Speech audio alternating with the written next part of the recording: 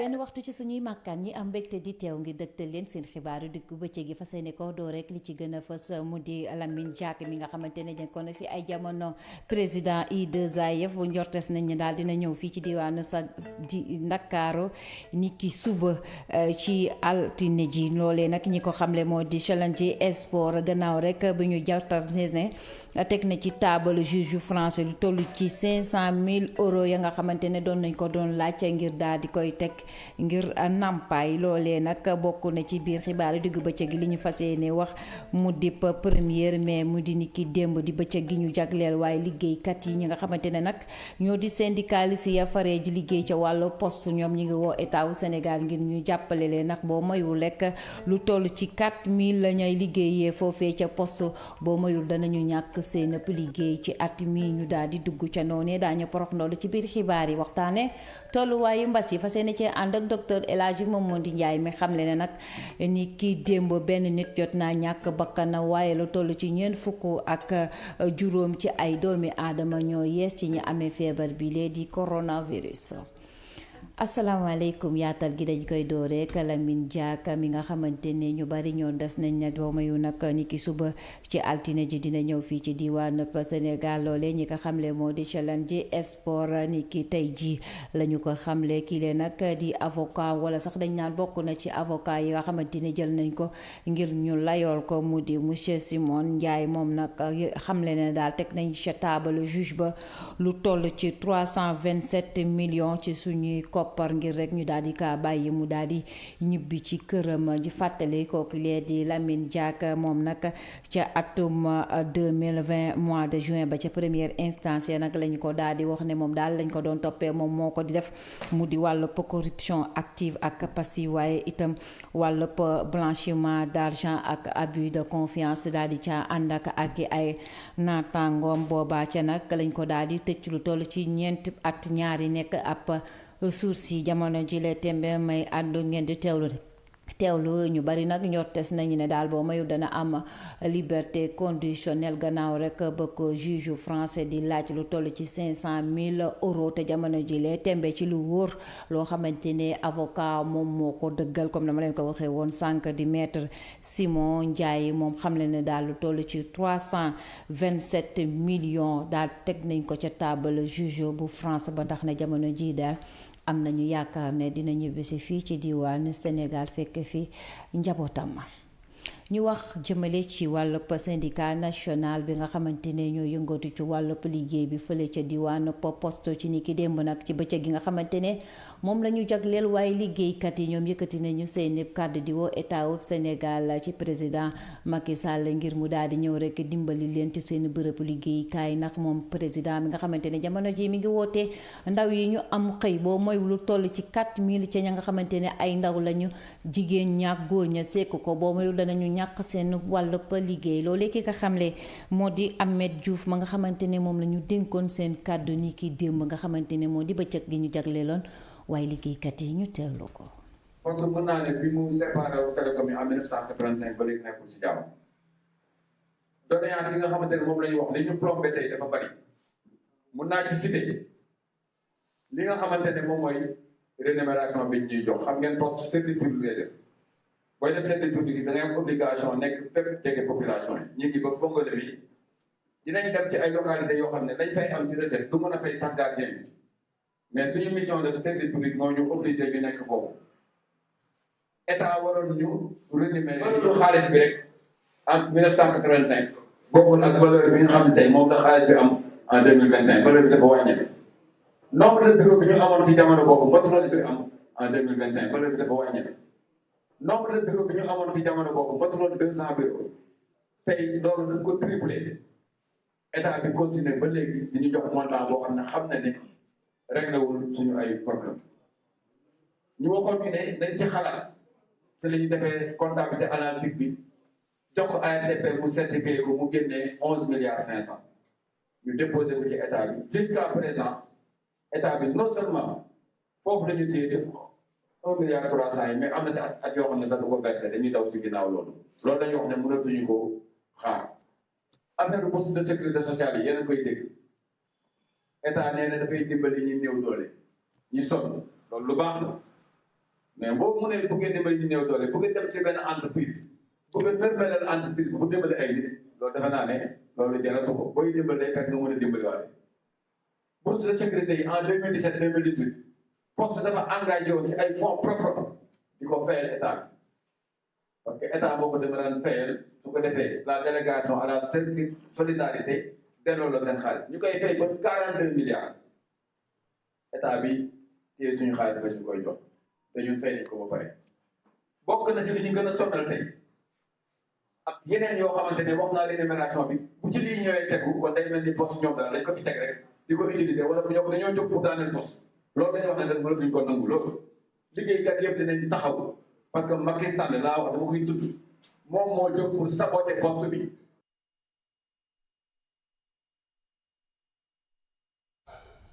laata président Macky Sall di leen tontu ci seen ndimbal googee ngeen koy woo moom nag ni ki démb rek jàkkaarloo nag waaye syndicat yi nga xamante ne ñoo ëmb ci bépp kuréelu liggéey fii ci diwaan Sénégal ca ndaje googi leen nag ñu koy indi la cahier de doléance ba yëkkati na ci ay kàddu tontu ca laaj ba ñu ko laaj mu dip teer gi nga xamante ne yéex ay goo xamante ne jamono jilee jaaxal na waaye jëfandikukat ya ca tontu yooyu nag nii la ko daal di tërale xam le ne daal wàllub liggéey googee boo gisee mu daal di yéex rek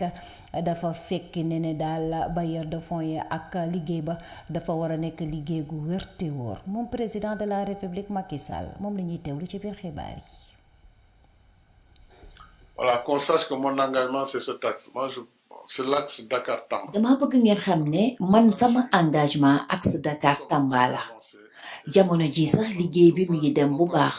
ba tax suñuy partenaire canadien yi jamono ji lee tembe ñu ngi fii ci diwaanum Dakar ñuy xool naka la ñuy jeexalee suñu partenariat jëm ci wàllu koppar gi ak technique bi soo moywul sax danañ ko daal di ndar kàpp fii ak weeru mai bi di daal di jeex suñu xel même teef moo di rek defaraat yoonu boobu lii diggante Dakar ba Tamba balaa at mi di ndërmeelu te lu jëm ci wàllu teer gi li mu nekk loo xamante ne soxal na ma loolu jamono jilee da ngeen a war a xam ne du liggéey bu ndaw liggéey gu mag la nekkul ab train ab vapeur goo xamante ne boo jugee rek tëral ko day daal di yomb ak liggéey la joo xamante ne dafa laaj lu bari ba tax duñ ko jël rek patamee da di laaj ñu daal di jël suñu temps daal di koy liggéey ci anam ba mu waree. Il fait 160 km/h donc déjà sa voie doit être totalement étanche. àdduna itam jëm ci wàllub li nga xamante ne moom la ñu duppee autoroute à péage bi tey xamle ne sénégalais yi nga xamante ne saa su ne ñi ngi wax ne daal autoroute bi dafa cher boo mayu lekk bu ñu mënul jëfandikoo autoroute bi rek nañu jël yeneeni tali ndax état wëpp Sénégal saa su ne rek dafay daal di wutal ñaari place nga xamante ne ku munta jëfandikoo bii rek jëfandikoo ca ba sa des moom daal loolee la daal di tontu ca laajëb kilee Mademba Sokko. On ne voulait pas payer, il y a une route alternative. On veille toujours à ce qu'il y ait une route pour ceux qui ne veulent pas prendre l'autoroute. su ngeen bëggut a jaar ci autoroute bi ngeen jaar ca beneen yoon bi jàpp leen ne ñaari yoon ngeen am jamono jilee képp ku bëgg a dawal jaar ci yoon boo xamante ne dafa am sécurité dafa am njëg te autoroute bi moo ni tëddee teewul nag dinañu xool secteur googilee daal di koy régulariser ngir xibaar leen sax jamono jile signé nañu beneen contrat gannaaw ba ñu négocier contrat ga fi woon négocier gi nag waxul ne dañoo wàññi njëgub bi ñu war a fay ci bu ñu bëggee jaar ci autoroute bi contrat gu gees gi kay dafa daal di rek sëgg ci mbirub jël 25% bi daal di koo jagleel la ñuy yëngatu ci wàllu privé bi jëm ci tabax ay autoroute fii ci diwaanu Sénégal donte sax comme na ma leen ko waxee danañu régulariser secteur googilee waaye na seen xel dal ndax fii ak atum 2025 benn njëkk du yokk jëm ci autoroute à péage bi donte sax ràññatle nañu prix gi jamono jile dafa yokk ci àddina wëlngël ga. 2025 il y aura pas de hausse malgré l'inflation et tout. Ça, c'est déjà acté. niki démb mu di bëccëg gi nga xamante ne moom la ñu jagleel waaye liggéeykat yi ñoom nag àddu nañ ca bu baax ndax ñi ngi woo rek képp koo xamante ne seen i ñaga ñaale la nga xamante ne ñoom la ñu sekkal wàllub liggéey gi moo xamit ki lee di président de la république nga xamante ne moo kilif ñëpp rek ngir ñu daal di leen di jàppale ba seen i liggéey gën a ñool loolu yeey kàddu ñu ngi ko dénk ki lee di Mariama Sy ak Pauline Mendy. tey jii di bés bi ñu jagleel bépp liggéeykat ci àdduna ren ji nag mu am yu bari yu ci yees ndax mbas mi jur na ci ay gàllankoor ci loolu la kii di njiitu réew mi yëkkati woon ay ndogal ngir taxawu ndaw ñi ci utum xëy naka noonu liggéeykat yi di xamle ne dafa doon gën rek ñu saafara jafe-jafe yi nga xam ne ñu ngi koy jànkoonteel. ŋaññi nañ bu baax a baax système mu payoor bi muy le système de rémunération des agents de l'État système boobu dafa am étude bu wone carrément que système bi équitable système bi dafa créer ay injustice yu bari bu ñu bëggee tabax réew nag injustice yooyu dafay am solo ñu corriger ko. Ça sert à rien de dire que voilà mais damay yokk ay liggéeykat alors que ñi nga jot a am ñuy liggéey mais amuñu satisfaction. ay ñaxtu yu am solo yi nga xam ne ñu ngi koy nemmeeku ci liggéeykat yi ak yenn ci ay syndicat li ko waral nag ñàkkum jumtuwaay ak payoor yu dëppoo ak seenub liggéey. que boo jëlee tey le professeur d'enseignement secondaire il est de la même hiérarchie que le magistrat il est de la même hiérarchie que le gouverneur de région te ñu bari xamuñu ko et pourtant magistrat bi ne serait-ce que benn indemnité mën na fay professeur d'enseignement secondaire boo xam ne dafa nekk en classe exceptionnelle. mais injustice yooyu la ñuy wax xëy na ni mu amee ci enseignement noonu la amee au niveau des inspecteurs du travail. liggéeykat yi nag di sàkku ci nguur gi rek mu saytuwaat anam yi ñuy liggéeyee loolee laaj ab taxawaay bu ànd ak ay matuwaay yu wóor. ña nga xamante ne ñooy waaye liggéeykat yi jamono ja ñuy féete bëccëg googu ña sa des nag dañoo daal di toog rek banque seen lépp loxo nag ñoom jàpp nañ ne Covid 19 bi daal daa salfaañe lépp loo xamante ne ca la ñu doon yëngu daal di cay am as koppar ngir mën kaa suturloo ba tax daal jamono jilee sikki ma lakkandoo yooyee kàddu lu ñu dénkoon suñu ndaw ma leen seeti woon di ko mbanka. feetu 1er mai bi gis naa amatul ampleur comme bu njëkk ba. nit ñi dundatuñ ko 1er mai sax day jot léegi travailleurs yi toog seen kër yi te autant 1er mai da doon jot ci travailleurs yi nga ko doon xamee ngi déjà dañ leen doon fournir tissu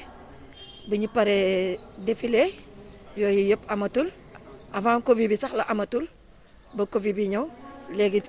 dañ doon yendu en famille loolu gis naa ne loolu amatul suñu njaboot yi am liggéey surtout nag ñun ñi amul kër location yi cher na ñi dimbali ñu si. À l'époque Madia Diop 1er mai bu doon ñëw ñun ñëpp dañ ko doon suivre mais actuellement avec le coronavirus et la crise ni mu doon mel daal melu ko ak nit ñi ni ñu ko respecté woon moo amatul. La situation sanitaire moom moo ñu imposé lii mais quand même feetu 1er mai quand même daan nañ ko feete réalité duñ benn xëy na pour service bële réalité yi mu am xëy na bële amu ko mais daal pour tout travailleur li nga bëgg mooy les conditions de travail et ensuite les conditions salariales. ñàkkum liggéey ndaw yooyu sax moo nekk xel mefteefu état wu Sénégal ba jamono ji lee ma nga ca xar tànkum tubéy nga wutal leen xëy ca état wu Sénégal yi am na ñoo xamante ne ca la ñu jokk mu di waa COJER ci njiital kii lee di Moussa Sow moom yëkkati na ci ay kàddoom da xam le ne daal bëgg-bëggu président Macky Sall dinañ ko ci fekki si ba mu neex jàppale ko si ba ndaw yëpp jamono ji lee la nga xamante ne moom lañ doon jooy saa su nekk mu di wutub xëy mu daal di nekk gént gu leen wan. Cette question de l'emploi des jeunes c'est une problématique mondiale boo xamante ne ñëpp la laal du suñu réew rek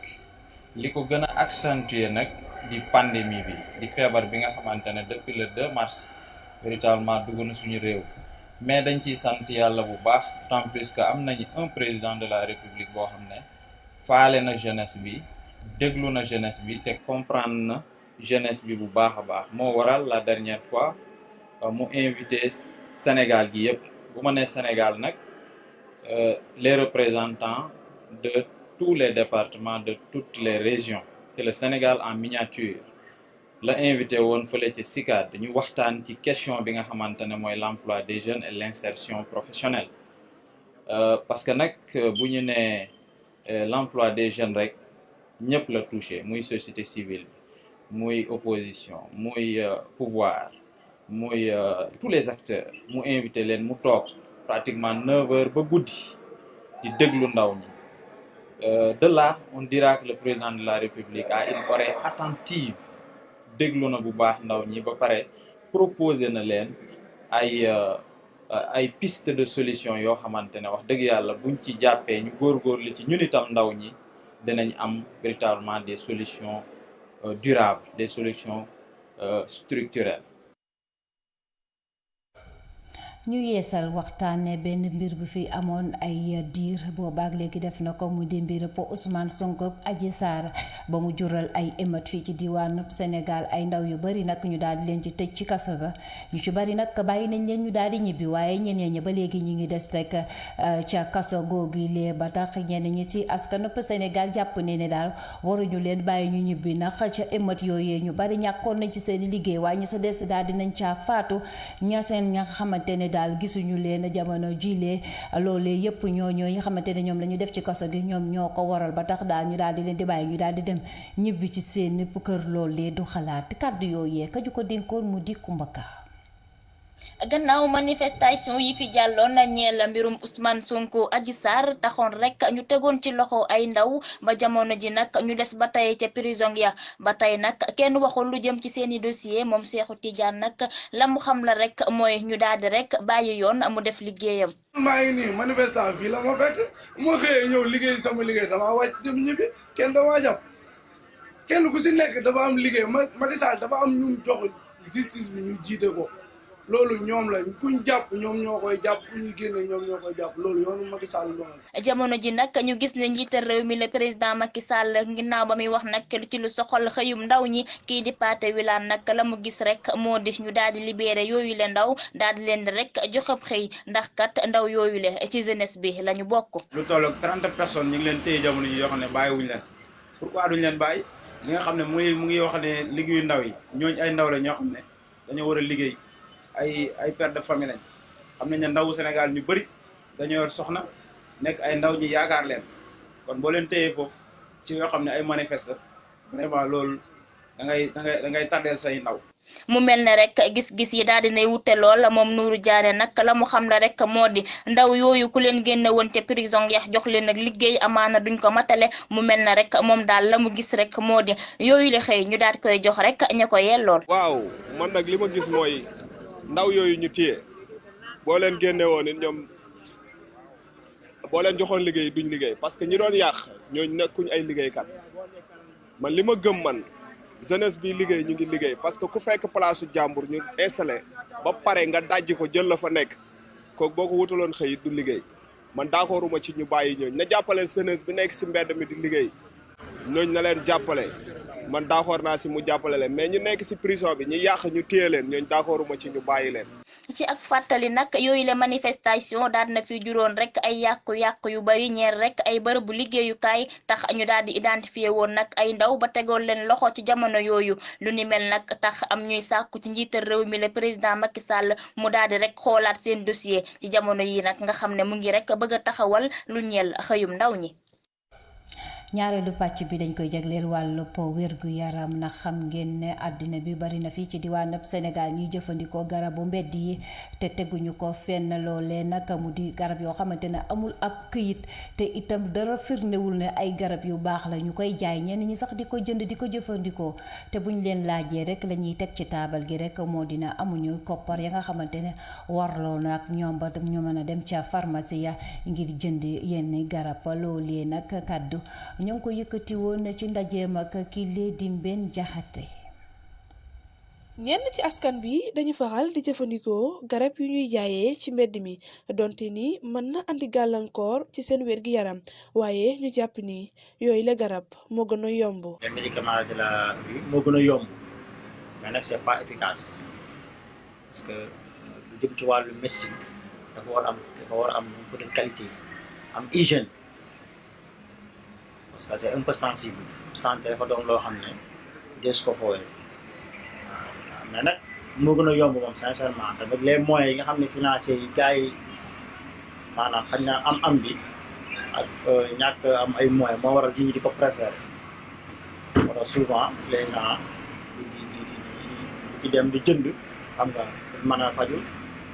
garab yu ñuy jaayee ci pharmacie yi bu ñu ko dëkkalee ak yu ñuy jaayee ci mbedd mi moo gën a mucc ayib ñeel bi la citoyen yooyu la garab amul benn efficacité. man du ma ko jël man du ma jënd garabu mbedd du ma ko jël parce que li may consommé man dama koy xool dama koy vérifier mais li ma constaté man te mu nekk mooy que pharmacie garab yi ñuy jaay léegi yu ci bare da nga koy jël c'est inefficace kenn xamul ni garab bi fi ñu c'est peut-être produit bi. les systèmes dañ ko homologué c'est pas xam nu mu demee man je ne comprends même plus. nguur gi moo war a jël ay matuwaay jëm ci lu ñeel wàllum trafic garab. waaw message ma ci lancé mooy état rek parce que état mooy nga xam ne moo war a sécuriser lépp loo xam ne rek dafa jëm ci population bi état mooy ki nga xam ne moo war a fexe parce que médicaments yi wàccewut ci ciel bi wàcc tombé sur la ci suuf maanaam dañ ko fay dugal nan la fi duggee base bi mooy ñu fexe ba sécuriser fi nga xam ne fi lay jaar ba nga xam ne du dugg loolu mooy première étape mais bu fekkee dañoo bàyyi ba mu dugg sur le marché nit ñi di ko commencé utiliser di ko jaay ñu bëgg cee tax bi maanaam pour ñu arrêter ko du yomb donc il faut l'état def tout pour sécuriser population. garab yi ñuy jaayee ci mbedd yi donte ni baaxul ñi seen loxo jotul seen ginnaaw jàpp nañ ni lu mënta ñàkk la. état wu Sénégal war naa aar kaaraange Sénégal ba tax gépp garab gu fiy dugg rek war na koo saytu waaye nag état wu Sénégal bu mu leen gën a bëgg seen wér gu yaram ndax jafe na ji bu nga xamante ne rek boo dee jëkk say tànk di dem di jëndi garab googee du état wu Sénégal mooy ki nga xamante ne mooy taxaw ne la déet kon boo ko état wu Sénégal bu ñoo gën a bëgg sunu bopp ba tax saa bu ñu feebaree rek boo yebu rek ne kenn ku ci nekk rek na nga dem wuti ji garab bu pharmacie yi donte moo gën a cher waaye itam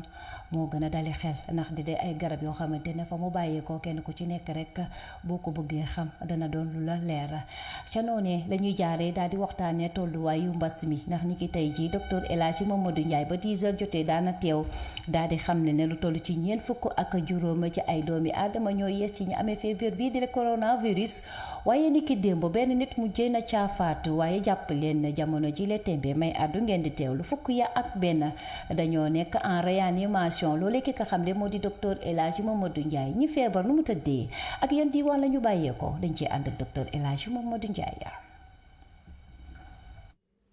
ci junni ak juróom-ñaar téeméer ak juróom-ñett fukki test yi ñu def ñeent fukk ak juróom ñoo ci positif yooyu. am nañ ci fukk ak ñett cas contact mooy ñi jot ci mbas mi fekk dañoo jaxasoo woon ak ñi yore doomu jàngoro ji amuñ ci benn cas bu jógee bitim réew maanaam importé waaye am nañ ci fanweer ak ñaar ñu tuddee communautaire mooy ñi jot ci mbas mi fekk xamuñu fiñ ko jëlee wala ki leen ko wàll ñeent fukk ak juróom-ñett si malade yi ñu entré woon hôpital ak ñu doon topp ci biir kër yi wér nañu bés ni ki tey dinañu génn bu si yàlla ànde fukk ak benn malade ñoo nekk réanimation benn malade da ñàkk bakkanam bu su démb gaaw benn fan ci weeru mai mi ñu nekk ñeneen ñi des hôpital ak ñiy topp ci biir kër yi ñu ngi am tan.